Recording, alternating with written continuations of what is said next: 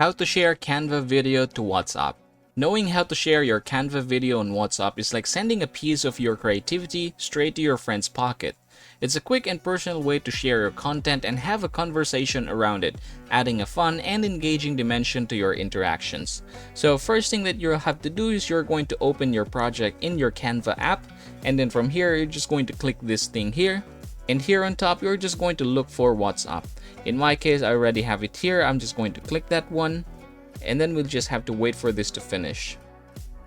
And then after that one, you're going to choose the recipient of this particular message. So for example, in my case, I'm just going to try to send it to myself because I don't have a lot of WhatsApp friends. All right, there you go. And then I can put caption here, saying for example, hello. And then I can click this one in order to send. Alright, there you go. So let's try playing it.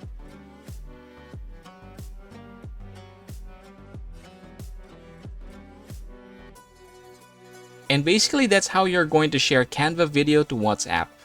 As always, please don't forget to subscribe to the channel and leave this video a like if this helps you out.